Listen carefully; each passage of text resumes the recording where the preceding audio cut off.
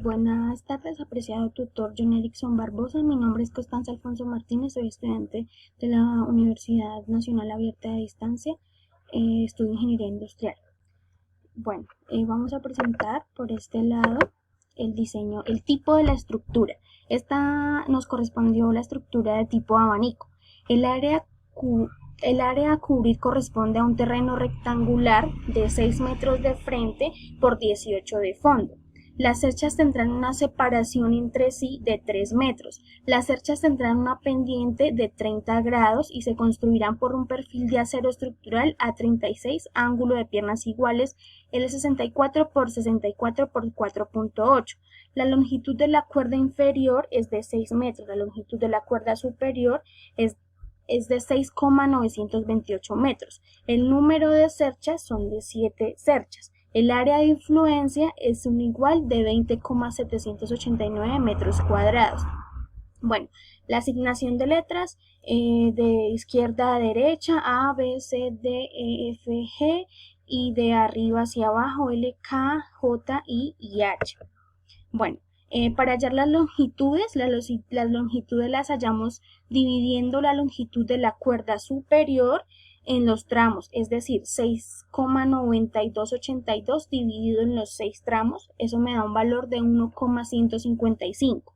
La cuerda inferior la dividimos los 6 metros de frente entre los 6 nodos, es decir, 6 dividido entre 6 me daría igual a 1.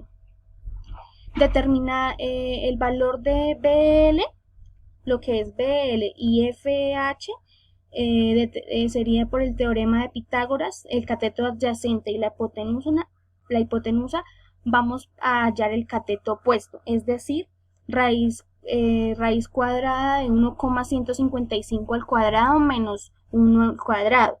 Para determinar el valor de BK y FI, teorema de Pitágoras también, tenemos el cateto opuesto y el adyacente, vamos a hallar la hipotenusa.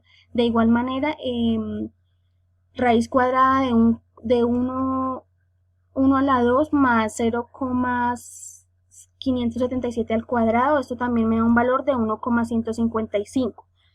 Para hallar el valor de CK y EL, solo multiplicamos por 2 la distancia de BL, entonces sería 0,577 por 2, esto me da un valor de 1,155.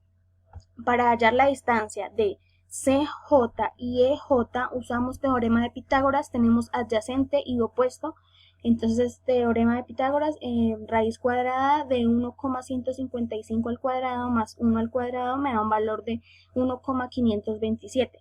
Para hallar la altura de J vamos a hacer la función trigonométrica y el cateto adyacente sería 3 tangente de 30 igual a 1,73. Para los ángulos de los elementos, entonces, por medio de las funciones trigonométricas vamos a hallar el ángulo B con el cateto adyacente y la hipotenusa. Entonces utilizamos la función coseno a la menos 1 del punto BL sobre el punto AB. Esto sería referente a 0,577 sobre 1,155 con un valor entonces total de 60 grados. Ese sería el ángulo B. Podemos hallar a observación, vemos que se nos forma un ángulo simétrico, por lo tanto es un reflejo donde están los 30 grados y 60 grados. Aquí vemos que hay un ángulo recto de 180 grados. Para el ángulo J sería el seno a la menos 1 del punto CK sobre el punto CJ, es decir, seno a la menos 1 de 1,155 sobre 1,527. Entonces esto me da un valor de 49,1 grados, que ese sería el ángulo J. Bueno, por otro lado, para las cargas vivas, hallamos el peso de la cercha. Las cargas vivas se hallan el peso de la cercha por el área de influencia por la gravedad.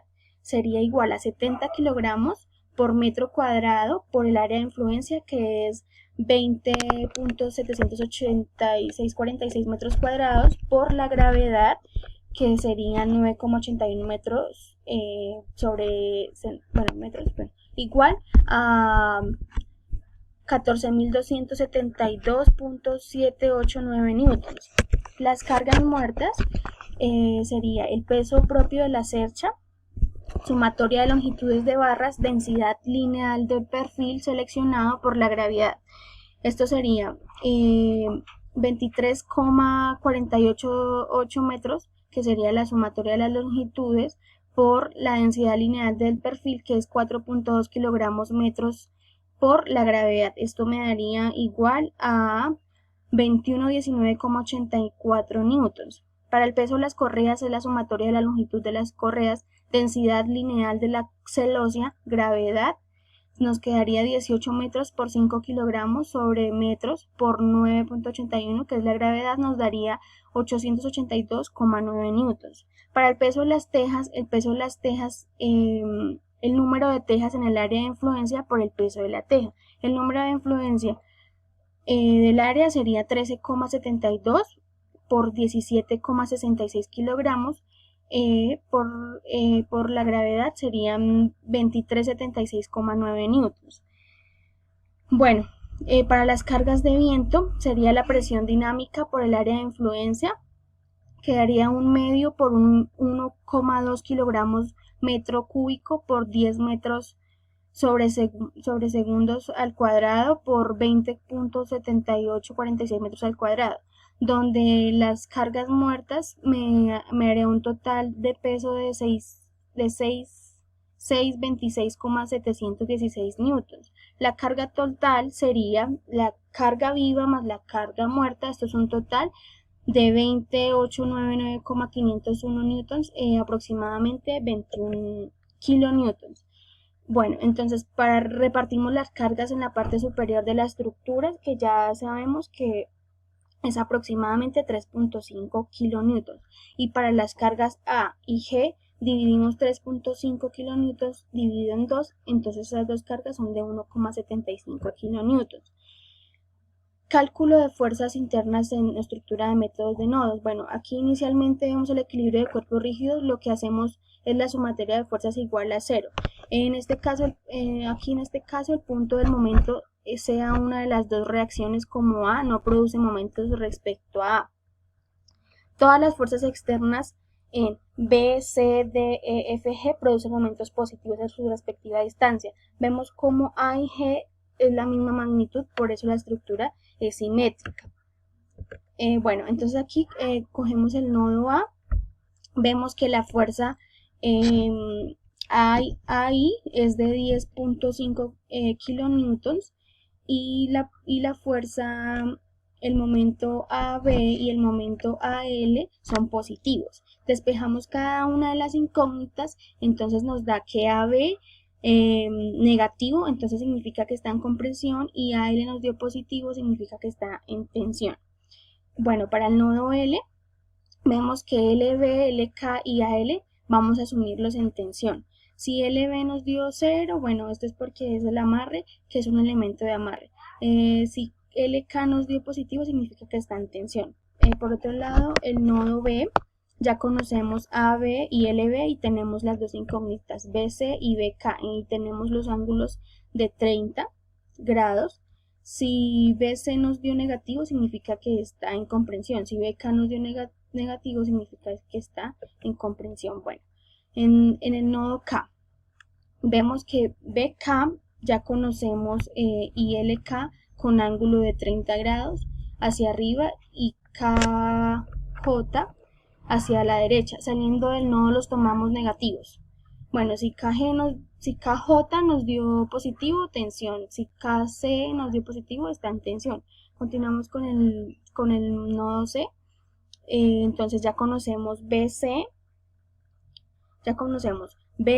y KC, y sabemos que CJ tiene un ángulo de 49,1 grados.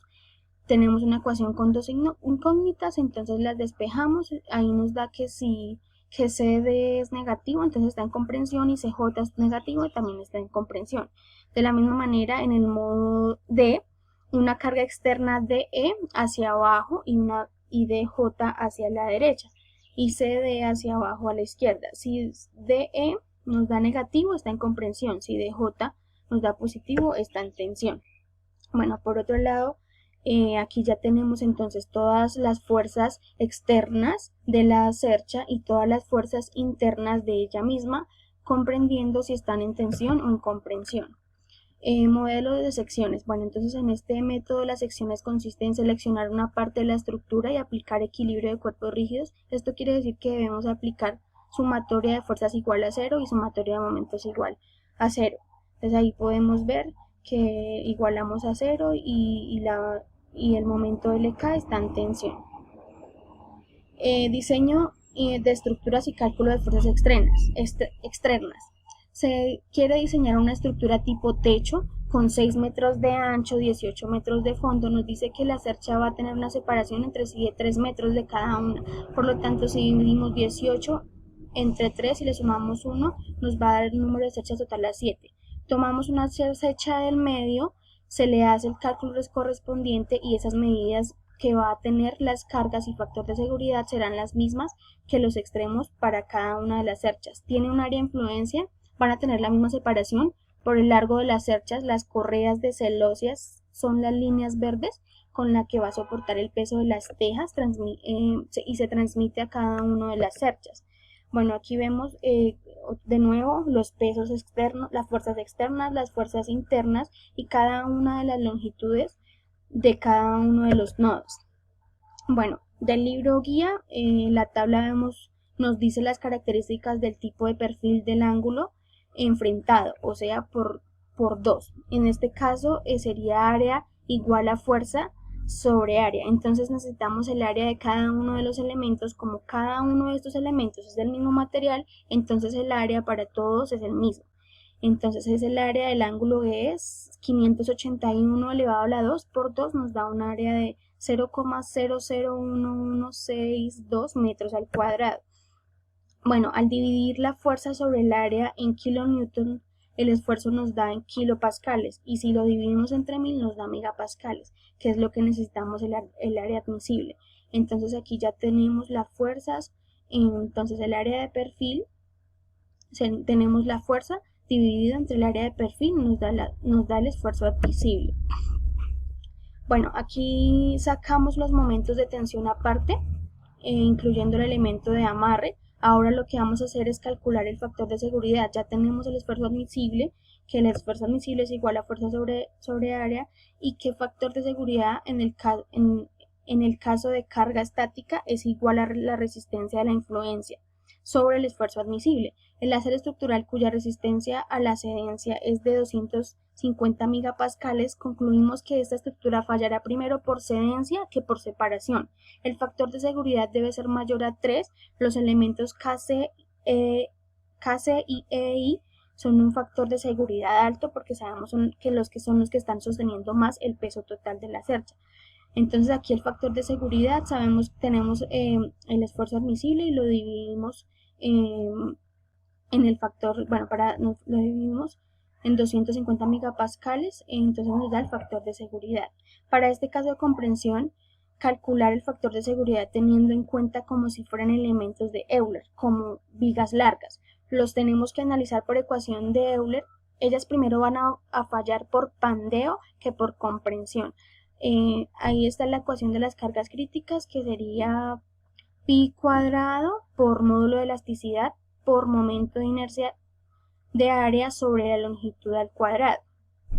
Lo dividimos entre 1000 para que nos dé en kilonewtons. Entonces, ya calculadas las cargas críticas, el factor de seguridad es igual a la carga crítica sobre la carga de fuerza aplicada.